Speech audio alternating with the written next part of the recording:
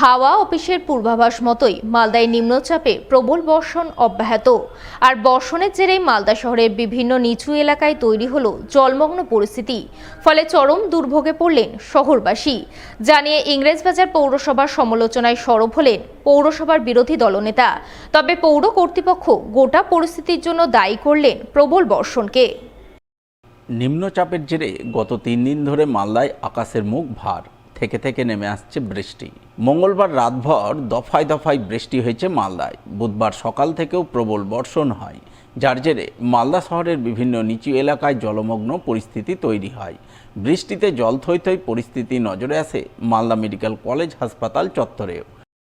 জলটা আপনারা নিজে দেখতে পাচ্ছেন, অবস্থা খারাপ হয়ে আছে। পরিষ্কার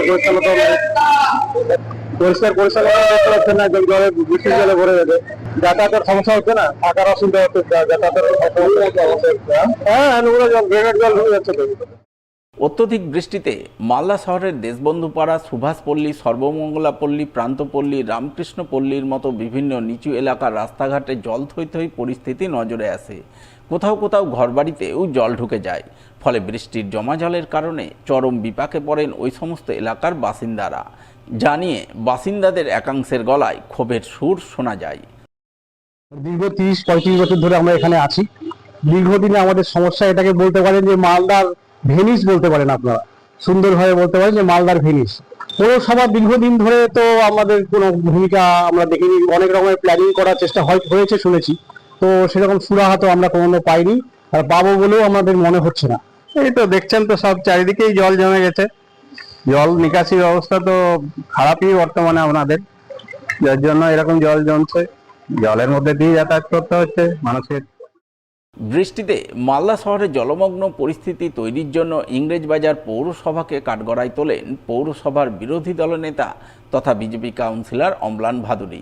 তিনি গোটা পরিস্থিতির জন্য পৌরসভার বিরুদ্ধে পরিকল্পনাহীনতার অভিযোগ তুলে সরব হন।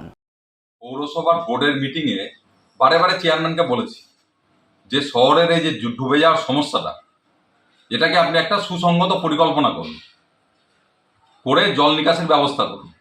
কিন্তু দেখছি প্রতি বছর কাঁচা নালা কেটে ড্রেন তৈরি করে কোটি কোটি টাকা প্রতি বছর নষ্ট হচ্ছে, কিন্তু জলের সমস্যা দূর হচ্ছে না। কাল আজ বৃষ্টি হয়েছে 2 দিন, তাতেই অর্ধেক শহর জলের তলায় চলে গেল, চারিদিকে জল জমে আছে।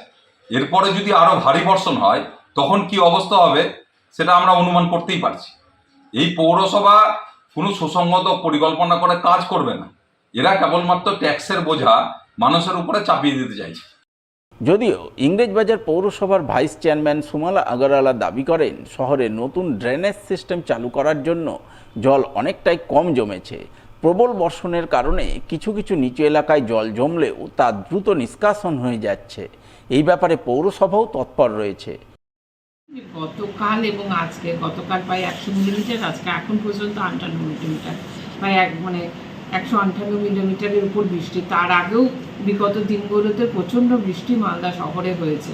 নতুন এক ড্রেন করে আমরা অনেকটা সাকসেসফুল হয়েছি, কিন্তু কিছু কিছু এলাকায় এত জোরে বৃষ্টি এবং এত কন্টিনিউ বৃষ্টি হওয়ার জন্য আমরা আমাদের যে ধারণা ছিল তার থেকেও বেশি বৃষ্টিতে জল জমেছে সুভাষপল্লী, তারপরে আপনার 20 নম্বর ওয়ার্ডের কিছু জায়গায়, এবং 4 নম্বর ওয়ার্ডে জল যেখানে জমতো সেখানে অনেক জায়গায় জল জমেও নি, এটাও যেমন ঠিক। তো এই জায়গাগুলো দ্রুত যাতে জল নিষ্কাশন করা যায় তার ব্যবস্থা আমরা করছি। নিম্নচাপের বৃষ্টিতে মালদা শহর ছাড়িয়ে বিভিন্ন গ্রামীণ এলাকাতেও দুর্ভোগ ভোগান্তির ছবি ফুটে ওঠে। নিম্নচাপের জেরে অঝোরধারায় বৃষ্টি হয় মালদার গাজলে। ফলে অত্যধিক বৃষ্টিতে জল থই থই পরিস্থিতি তৈরি হয় গাজলের বিভিন্ন এলাকায়।